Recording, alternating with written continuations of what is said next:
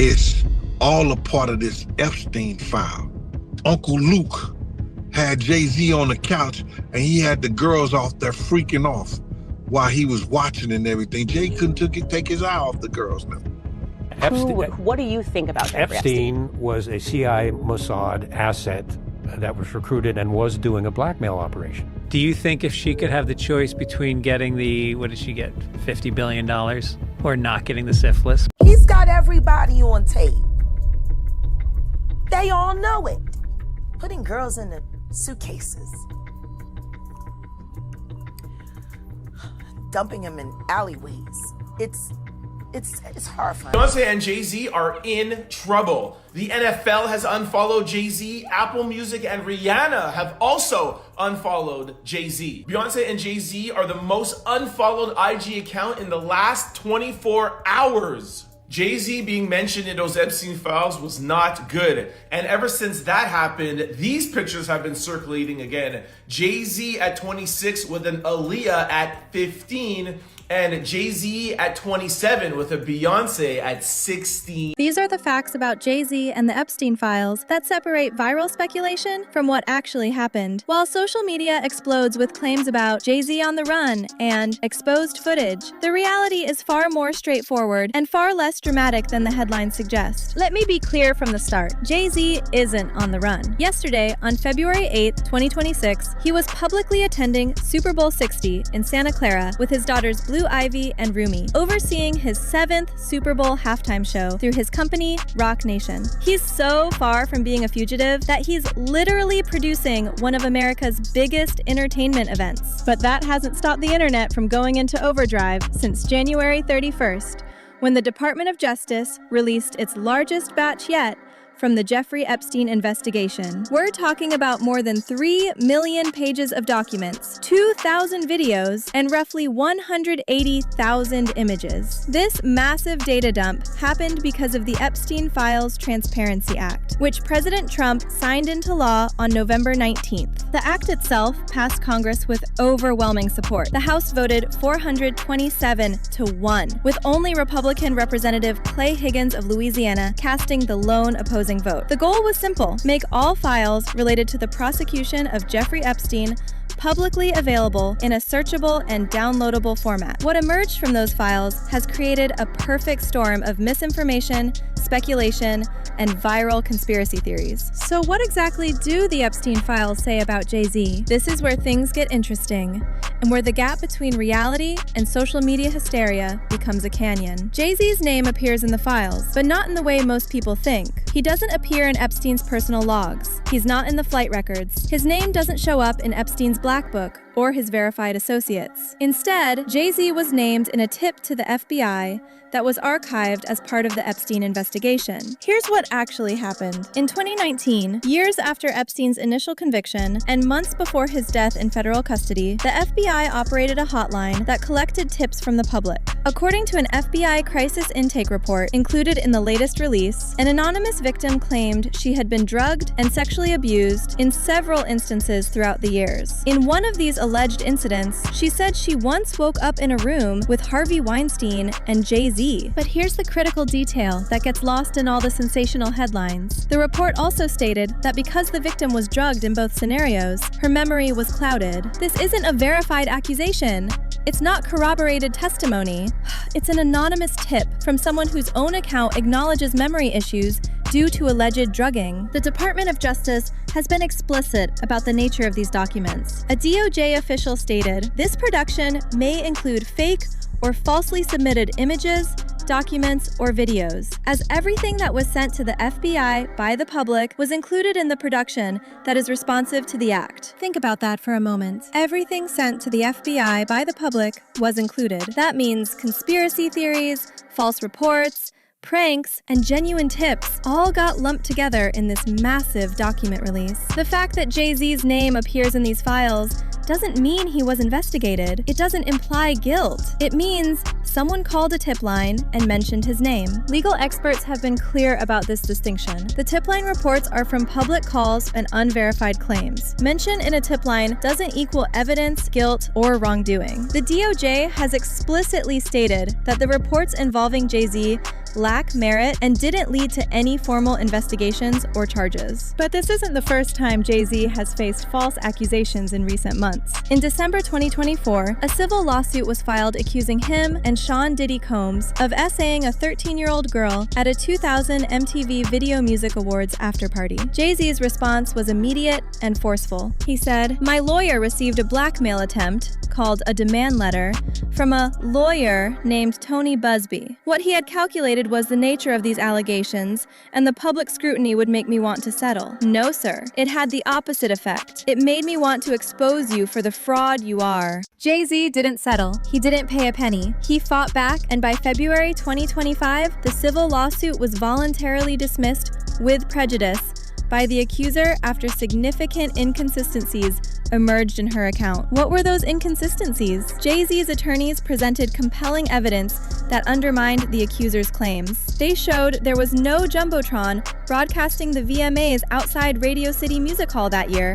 contrary to the accuser's account. They demonstrated that Combs didn't host a party at a large white residence with a gated U-shaped driveway within 20 minutes of Manhattan, stating flatly, "No such house exists." Photos from that night showed Combs and Jennifer Lopez at New York nightclubs Lotus and Twirl after the 2000 VMAs, with Jay-Z separately at Lotus after the ceremony. The accuser claimed that after the alleged assault, she fled and called her father for a ride home from a gas station. But her father told NBC News that he didn't recall making the more than 5-hour drive from Rochester, New York to pick her up. Perhaps most damaging to the accuser's credibility was a recorded conversation with private investigators. When specifically asked if she was saying that Jay-Z was at the VMA's after party but didn't have anything to do with any sexual acts towards you, she replied, "Yeah." When asked if it was attorney Tony Busby who suggested Jay-Z had a role in the alleged attack, she responded, "He was the one that kind of pushed me towards going forward with him, with Jay-Z." After the lawsuit was dismissed, Jay-Z's attorney Alex Spiro stated, "The false case against Jay-Z that never should have been brought has been dismissed with prejudice." By standing up in the face of heinous and false allegations, Jay has done what few can. He pushed back, he never settled, he never paid one red penny. He triumphed and cleared his name. But Jay-Z didn't stop there. In March 2025, he filed a defamation lawsuit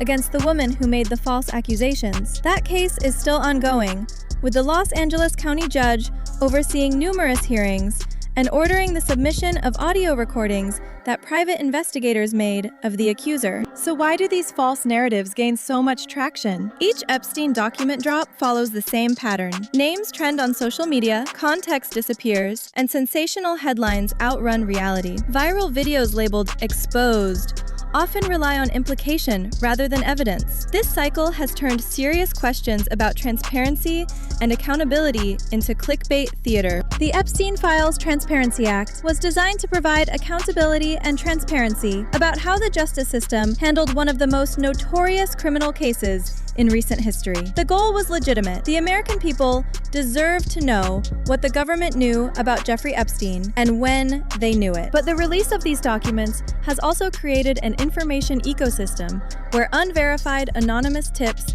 are treated the same as corroborated evidence, where appearing in a public tip line database is interpreted as proof of wrongdoing, where the absence of evidence is treated as evidence of a cover-up. Consider the scope of what was released. Over 3 million pages of documents. In that massive trove, hundreds of names appear for hundreds of different reasons. Some are verified associates of Epstein, some are victims, some are law enforcement officials, some are lawyers, and some, like Jay-Z, are mentioned in unverified public tips that led to no investigation and no evidence of wrongdoing. The danger in treating all these mentions equally is that it creates a false equivalency between verified criminal associates and people who are simply named in an anonymous phone call. It turns a serious criminal investigation into a conspiracy theory free-for-all where any mention equals guilt by association. Meanwhile, Jay-Z continues his normal life and business activities. His company Roc Nation struck a $25 million agreement with the NFL in 2019 to oversee and advise on the selection of players for the halftime show. Under this partnership, he's now produced 7 Super Bowl halftime shows, including this year's performance by Bad Bad Bunny at Super Bowl 60. Even rapper 50 Cent, who's never been shy about stirring controversy, has jumped into the speculation. He reacted on Instagram to reports of Jay-Z's name appearing in the documents and hinted at the possibility of producing a documentary